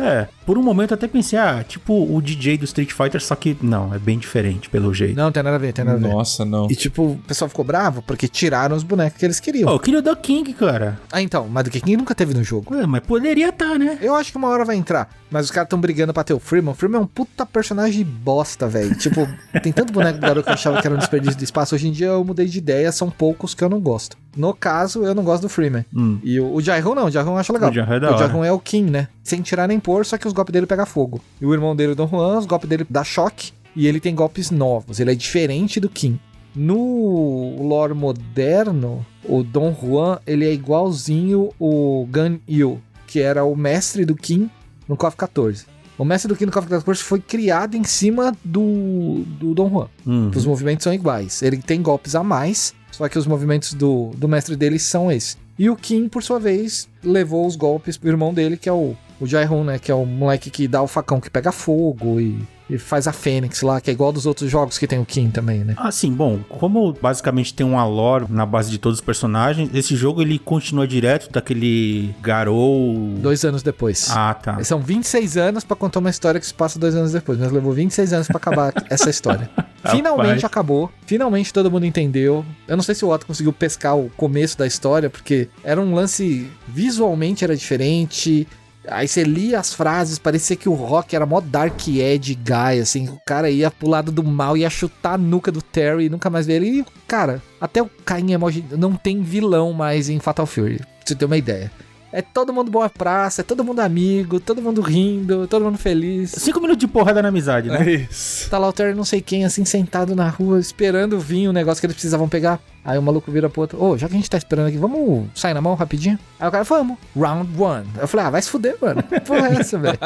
Assim, de personagens jogáveis inicialmente, né, o que o lance que se habilita são 17 ao todo? Ou tô viajando aqui? É isso, né, Otto? O Rock, o Terry, a B. Janet, Marco Rodrigues... Já são todos liberados, você não precisa liberar nada que nem nos antigos, já tá tudo ali. Não tem nenhum secretinhos aí, ou sei lá, os personagens secretos? O Jeff ficou na pira dele lá, não, existe boneco aqui, dá pra liberar e não sei o quê. Não, que eu achei que dava pra liberar, mas aí depois eu pensei, vão ser patch. Que é o Nightmare Geese e o Fallen Rock. O Fallen Rock não, porque ele tá na história. O Nightmare Geese tá na história de alguns bonecos, mas no Arcade Mode você destrava ele pra enfrentá-lo. Você não pode perder luta.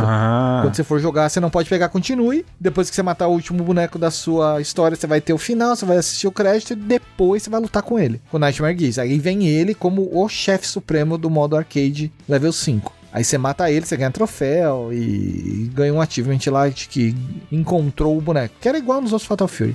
Mas não tem boneco secreto, não. Por enquanto, não tem nada. Mas hoje em dia a gente vê uma época que não tem mais isso, né? Sim. Qualquer jogo japonês, por padrão, você comprava o jogo com 8 bonecos e destravava os outros 16, tá ligado?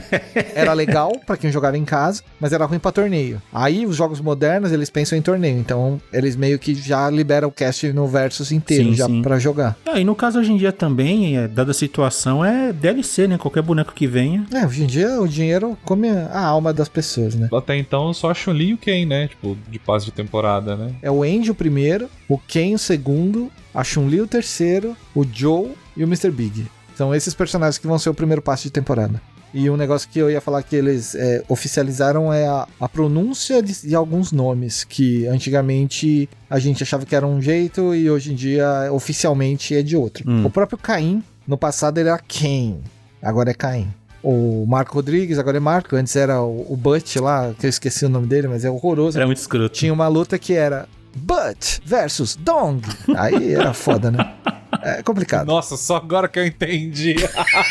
Pois é, era isso. Nossa. Quem não lembra dos jogos antigos, né? Aquelas traduções de arcade lá. Estás a gozar na minha cara, mano?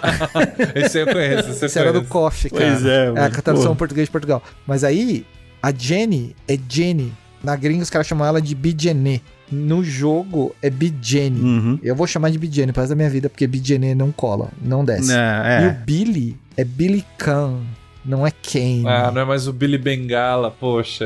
Não é Billy Bengala. Vamos chamar só de Billy, né? Billy Khan é legal, pô.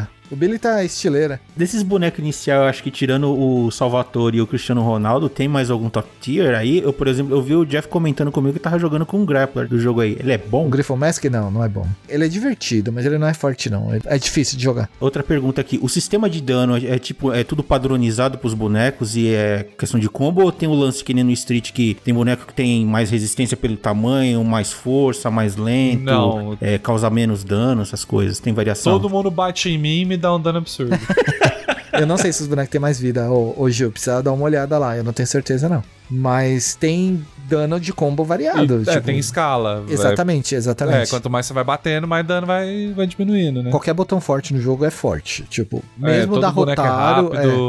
mesmo se o boneco é rápido, se o boneco é lento... Uma desgraça. Não, isso não muda. A diferença é boneco que tem dash e boneco que corre. Exatamente. E muda bem no jogo, tá? Boneco que tem dash tem vantagem no cross-under, boneco que corre tem vantagem no wake-up roll. Tipo, o cara vai levantar rolando, se você tá correndo, você passa o wake-up roll dele e faz um cross bizonho que o cara quase nunca defende. Você já viu isso, né, Otto? Devo ter sofrido isso várias vezes e não perceber. É que a Pritch é da dash, você tem que fazer o outro negócio dela pra escapar das coisas. Eu ainda tô tendo problema de fazer o wake up rolando, cara, que nunca sai essa porcaria, velho. Você sabe que não pode machar, né? É no tempo certo.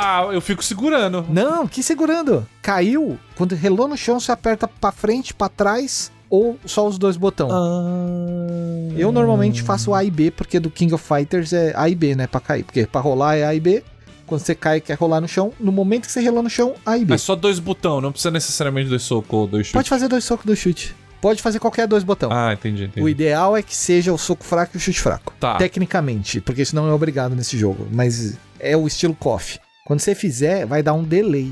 Porque eu não sei, mas dá um delay. Aí ele rola. Às vezes não rola, mas é que você errou mesmo. Que estranho. É estranho. Você acostuma. Porque cair e ficar esperando, nossa, você apanha muito, velho. É isso. Chance mínima de você fazer qualquer outra coisa. É, vai tomar o famoso ok, né? Então você ou faz a cambalhota pra trás, se você estiver no canto, você sai do canto. Se o cara estiver esperando, você tá fudido, porque você vai tomar golpe. Mecânicas de jogos, assim, tirando a barra de overheat ali, A Heavy Gauge tem 26 anos de gameplay pra você botar em jogo. Não, mentira. 30 anos de jogo que os caras não tiraram uma vírgula. Fala aí, Otto. Você ficou maluco, né? Cara, quando o Jeff me apresentou o Mark of the Wolves, né? Conhece aí, né? Já que vai lançar. Aí eu fui ver ele testando, aí ele me explicando, pega o Terry e vai testar as coisas aqui que eu vou te falar. Cara, os 4 botões mais complicados da minha vida, velho.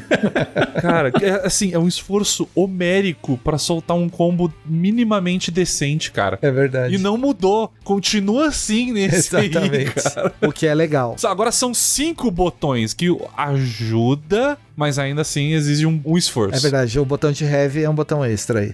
Mas assim, os caras não facilitaram a vida da galera nova. Eles mantiveram tudo que eles tinham criado. O Garou Mark the Wolves é o ápice do desenvolvimento de jogos da SNK. Tudo que eles trabalharam desde 91 até 99 tá no Garou de algum jeito, aperfeiçoado, melhorado, otimizado, tá tudo lá. E aí eles pegaram todo esse negócio condensado que quando o jogo saiu ninguém sabia fazer metade daquelas coisas, velho. Era muito complicado, bicho. Levou o quê? Acho que chuto eu, porque na época era difícil ter internet pra assistir coisa gringa e tal. No Brasil, eu nunca vi um cara jogando bem no Flipper. Lá fora, quando eu vi um vídeo japonês, eu já era 2001, 2002. Aí eu vi uns japoneses jogando e falei, não acredito, eu não sabia que dava pra fazer metade daquelas coisas. Aí eu fui jogar de novo. Aí eu falei, tá, aí comecei a aprender um pouquinho mais do jogo, como ele deveria ser jogado. E tudo aquilo tá no Siege of the Wolves, cara. Tudo. Cara, aí eu imagino como é que o Flipper aguenta, porque, pô, é 2 caras, um, tipo, colado ombro a ombro, e aí, assim, é muita coisa pra apertar, cara. O Flipper vai ficar tremendo, vai ficar ali chacoalhando o tempo todo. Tem que dar umbrada nos malucos, mano, cotovelada. Eu lembro da época do Garou, porque ele saiu logo depois do sucesso de Street 3, né, e tal, ali, já ele veio depois. pra competir, né? O Street 3 é de 96. Saiu o primeiro 3, aí saiu o Second Impact e o Third Strike. Quando saiu o Third Strike, os caras falaram, mano, vamos ter que fazer o nosso. Tanto que a temática é a mesma. 10 anos do futuro. Mano, só tinha o Terry, velho, de boneco antigo. Pois é. Não tinha nenhum boneco. Isso foi chocante. E você fica, caralho, quem é esse cast horroroso? Eu admito que eu só fui jogar porque eu falei, caramba, ó, tem um gráfico bem à la Street 3, ó, um nível de animação em pixel ridículo, de incrível. Ele era lindo, maravilhoso mesmo, isso é verdade. Eu tinha jogado o clássico lá de trás, ainda quando tinha os sistemas de mudança de plano e tal. É, arrancaram. Então, quando eu fui jogar esse Garou, na época, no arcade, cara, o que eu gastei de ficha eu não aprendi a jogar, eu só desisti. Garou tem 4 botões, tem atalho de A e C, B, D, tem golpe com fraco, tem golpe que só funciona com forte, tem pulo baixo, tem roll, tem cancel. Não cancela magia em super, isso é uma coisa que na época era raro. Puta merda, isso me deixa maluco. Você tem que ser no frame e você tem que fazer combo específico pra poder dar super no final. Sim, cara, nossa. Tem a barra SPG,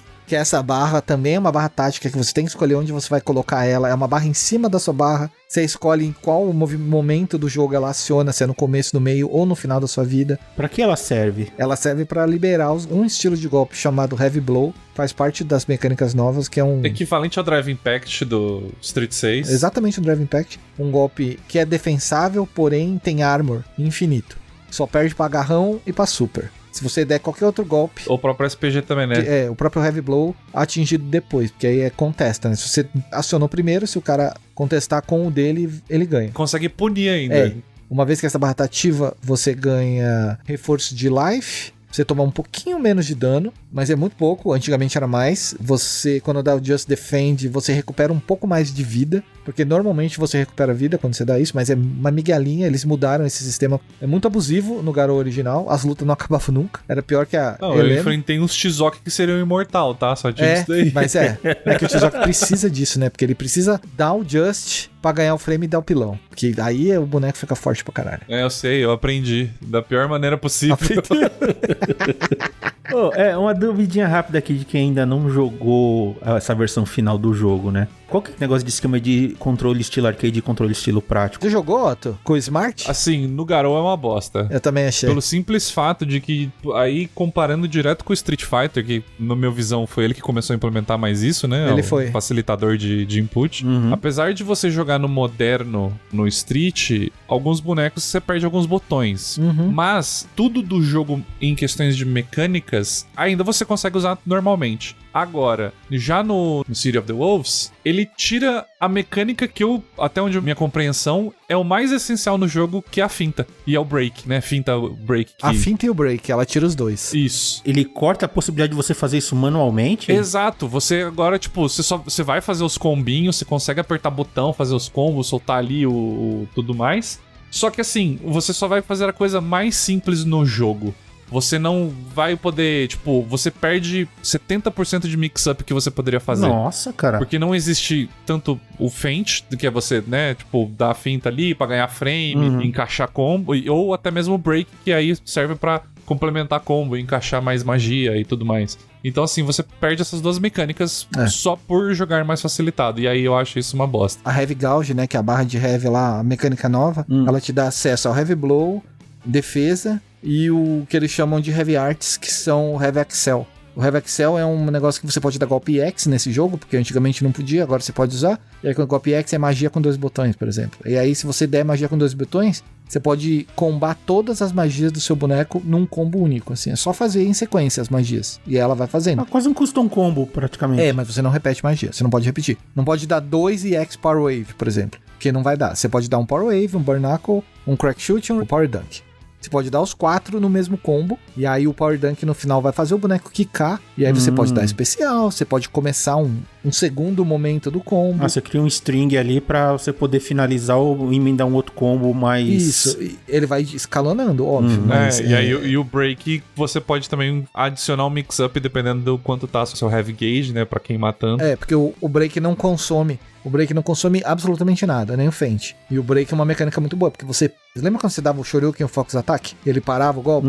Só que você gastava 2 barras de super no Street 4. No Garou, se você der o break de um Shoryuken forte, porque só pode golpe forte, né? Se você der o break num golpe forte, você cancela a animação que te deixava em desvantagem. E aí, dependendo do golpe que você usou, o adversário entra num estado de juggle. E aí você pode dar combo.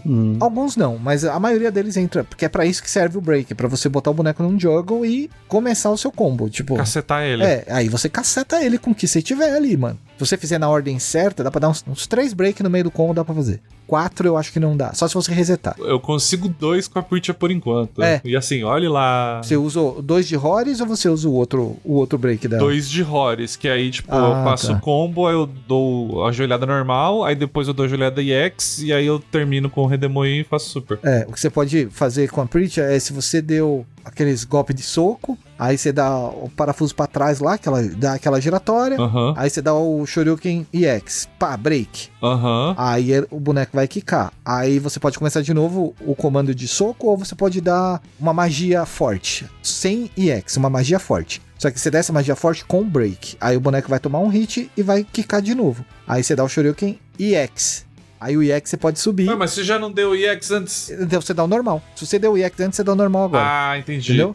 Aí se der o normal antes, você dá o EX depois. Isso. E aí se você cancelar, você dá o super. Se você não cancelar, você termina o combo com o Shoryuken e o golpe pra frente lá, que ela joga pro chão ali. Aí vem a minha conclusão. Olha quanto botão eu preciso apertar pra fazer um mínimo... Não é o mínimo, é um combo bom. Tá bom, fazer um médio decente. Vai, vamos dizer assim. É um combo de Twitter, é um combo legal. Não é o combo mais otimizado dela, mas é um combo legal. Assim, pra quem não conhece, tá escutando isso aqui e tá conhecendo o Fatal Fury agora, né? Que ficou muitos anos em hiato aí. Em comparação com o Street, este jogo em particular, ele tem 5 botões que nem foram ditos, né? 2 socos é o fraco forte, 2 chutes, o fraco forte, botão de defesa heavy. Que é o botão que cancela as coisas e tudo mais. E a partir disso, aí você tem as combinações de botões, né? Que você pode apertar 2 botões, um soco e um chute, ou 2 socos, ou 2 chutes, que aí você vai criando outras emendas pra combar e complementar ataques. Aí o problema desse break ou feint é que a pura questão de que são 2 botões a mais que você vai apertar pra poder complementar esse combo, cara. É tipo, eu vou executar um Horus e logo em seguida apertar 2 botões, e aí fazer outra magia, logo em seguida apertar 2 botões, e aí fazer não sei o que, e logo em seguida... Cara... A galera de Street Fighter 4 chama isso de P-Link. Eles adoram fazer isso aí. Não, mentira, não é o P-Link de verdade. Mas quem tá acostumado a fazer P-Link, acaba apertando sempre mais de uma vez o botão, é legal. Nossa. Então, aqui, pelo menos pra comparativo de novo, o Street, então são 6 botões e ali, né, que já ok, ali tem combinações pra você fazer outras coisas mais específicas que você pode incorporar ou não no seu setup. E aí, beleza, né, vai de cada um e dá pra fazer muita coisa boa. Aqui é pouco botão, mas tem esse complicador, cara. Uma execução homérica, cara. Sim, é complicado. Não, podia ter dado uma facilidade, né? Não podia, não podia. Ah lá. Ou poderia ter sido o modo moderno lá, ter sido melhor. Isso eu concordo. Podia mesmo. Deixado pelo menos os recursos de você poder fazer manualmente coisas que foram cortadas ali, né? Exato, tipo, você tira a mecânica do jogo, pô, aí... A única coisa que você pode fazer é heavy arts. E saem uns combos grandes também e tal, mas você perde muito do jogo. Isso é complicado. É o que fica meio chato pela questão que, tipo, no Street mesmo, a Capcom fala, pô, tanto moderno quanto clássico competem. São competitivos, concordo. Agora, nesse aqui, cara, não existe. Não é justo, sabe? Quem manja de jogar no clássico arcade vai ter vantagem quem tá iniciando ali jogando no prático. Com certeza. Quem quer jogar um torneio no Smart, vai pra casa, não joga. Não. Sim. Aí beleza. O intuito não é isso. O intuito é você tem que usar o Smart se você quiser. Eu sei, é facilitar pra fazer você aprender. Pô, se você quiser jogar competitivo, não tem como. Mas o próprio moderno tem algumas coisas que te colocam em desvantagem também, dependendo do boneco. O Luke não perde nenhum botão bom no modo moderno. O cap de dano. E ganha a vantagem da reação do Shoryuken e do especial com um botão. Tipo, uau, sucesso. Perde um pouco do dano e tal, mas... Sempre o modo clássico vai ter vantagem em cima do outro. Não vantagens tão claras, né, que nem Fatal Fury, mas sempre há uma vantagem. Sempre tem uma vantagem de cada lado, né? É justo, eu acho que é justo. Porque o moderno ganha reação, em compensação que, tipo, no clássico ele precisa executar e logo ele dá uma porcentagemzinha mais de dano. E você tem uma maior liberdade pra apertar botões, né? Tipo... Exato, também.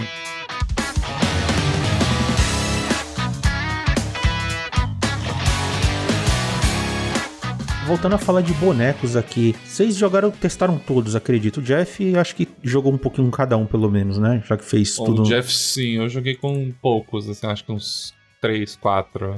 Inicialmente, Jeff, eu sei que ainda é cedo e tal, mas fora Cristiano Ronaldo e o DJ lá, tem algum boneco que dá pra fazer muita apelação, aquela coisa quebrada? Quebrado ainda é muito cedo pra falar, mas tem o choro. O choro é livre e a galera tá chorando. Normal, né? Um consenso aí da galera, eu acho que é cedo, mas no outro jogo era isso também, é que o Caim é muito forte. O Caim é o personagem mais completo do jogo e a galera tá tendo dificuldade pra enfrentar. Mas todo boneco tem uma força e uma fraqueza nítida, assim, sabe? Tipo, o Don Juan, por exemplo, ele era um dos bonecos top tier do jogo anterior. Ele perdeu tudo que fazia dele top tier, ele perdeu nesse jogo. Que é de cancelamento em feint, que ele não faz mais. Sim. Não os mesmos, né? Ele tem outros cancelamentos. Mas ele ficou menos abusivo do que ele era no primeiro jogo. Então ele é um personagem que tecnicamente foi nerfado, mas o boneco se você jogar um neutro bom com ele, você consegue pegar o cara desprevenido, porque ele tem um alcance bom nos golpes, né? Uhum. Tipo, o Terry pra mim é o boneco mais forte do jogo,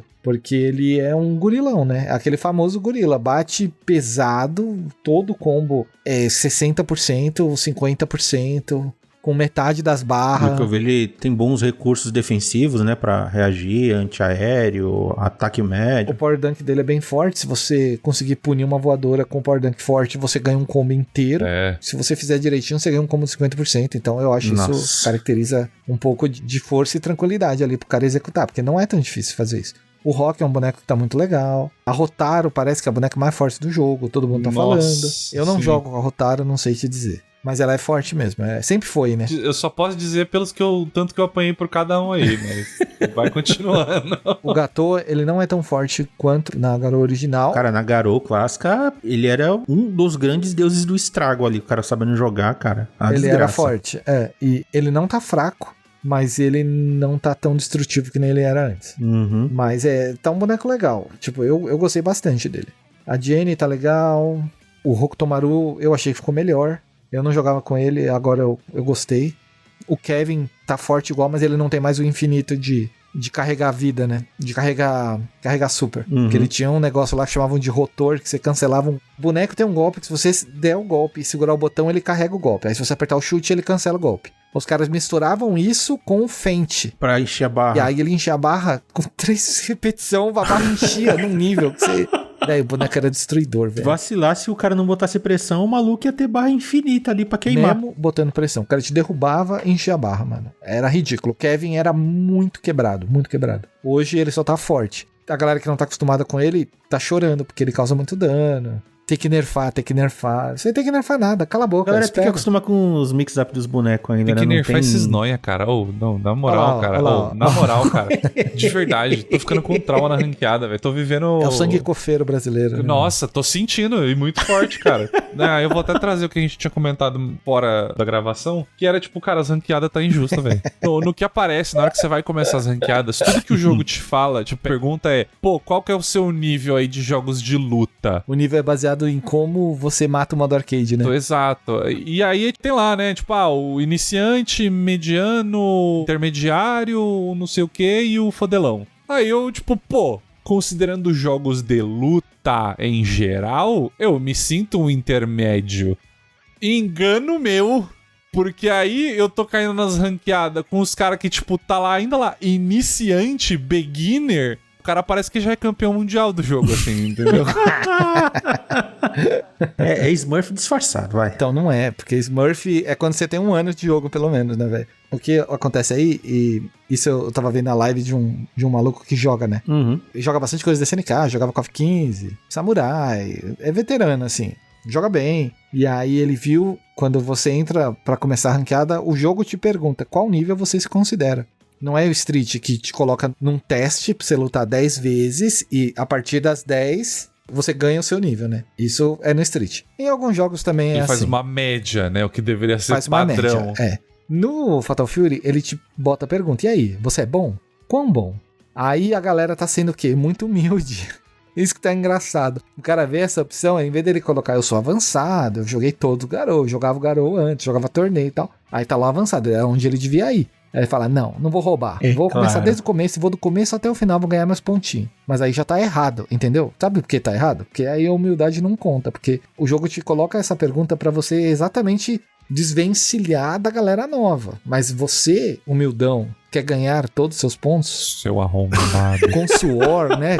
Tipo, você quer conquistar seus pontos? Aí você vai lá do beginner. Aí você surra a galera no beginner. Pelo menos 10 lutas em cada elo, assim, porque você vai ter que lutar. Sacanagem. E aí você vai traumatizar uns caras, tipo Otto, assim, tá ligado? Não, na moral, velho, assim, tá complicado. Não é legal isso não, velho. O cara já sabe todos os breaks, já sabe todas as fintas, já sabe fazer tudo, e eu ali apertando 2 botões. E intermediário.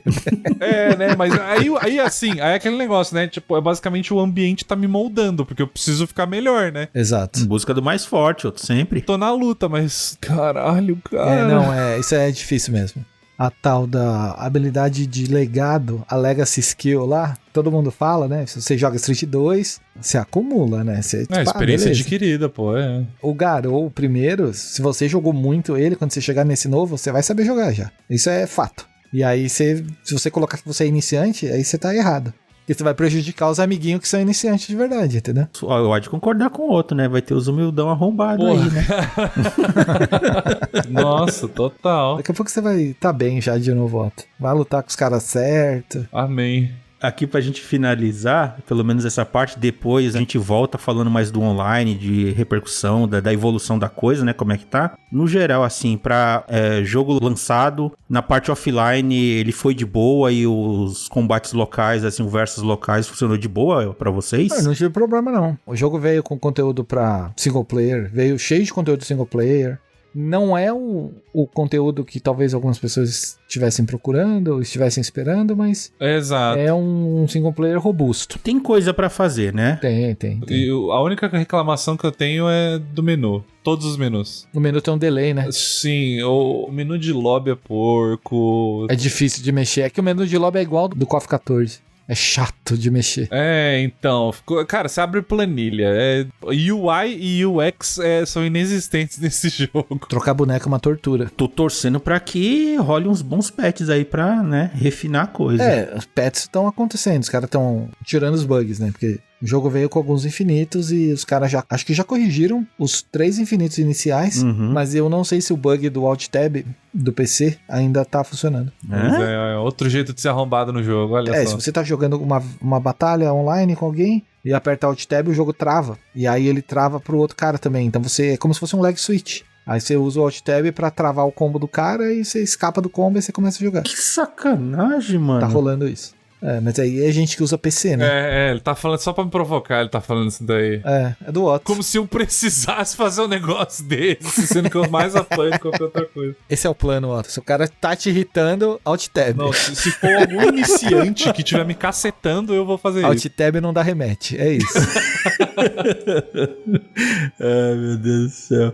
Deixa eu ver aqui valores. Na Steam ele tá saindo por 250 e nos videogames 320. Carinho ainda, né? Só pra nova geração, inclusive. É o primeiro jogo da SNK vindo nesse preço. Mas é isso. Então, já a gente volta aí. Se o outro ainda não tiver muito puto, né? Se eu não desistir desse jogo por causa da sua player base viciada, quem sabe? Que show, Jeff, já prepara o outro convidado aí. Se o outro simplesmente falar, não, eu não quero gravar essa porra, não, foda-se. Tem que tirar essa lágrima do corpo. Vai passar. Vai passar. Só eu preciso caducar. Que beleza, que delícia. Jogo de luta já causando revolta. Fatal Fury City of Wolves, gente. É isso.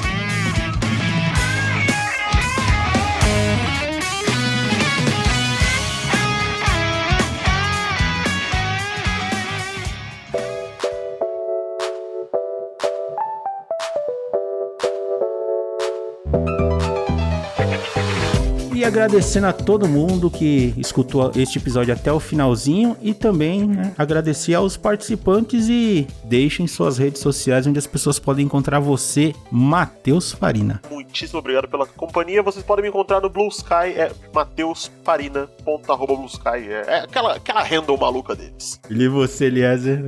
@eleferronato no Twitter, atualmente X, ou então é lá no Instagram, @ferronato.ele. Otto, dá teus caminhos, teus trabalhos aí pro povo trocar ideia contigo. Sou encontrado online somente no Blue Sky, mas porque eu não uso as outras redes mesmo. Eu sou uma pessoa bem antissocial. Mas você consegue encontrar no meu @Ottoboy no Blue Sky. E também no site Geeks United, que é onde eu escrevo notícias e até mesmo faço review, e onde vai estar a própria review do Fatal Fury escrito lá. Maravilha. Jeff, manda. Vamos de Instagram, né, mano? Me acha lá no Dragão do Prazer. E tem o Antimatéria também, o programa na TV Cultura, que você pode me assistir todo dia, de segunda a sexta, 6:30 da tarde. Aí se vê, manda um alô lá. Então é isso, gente. Até o próximo episódio e tchau. Adeus. Falou! Valeu! Falou!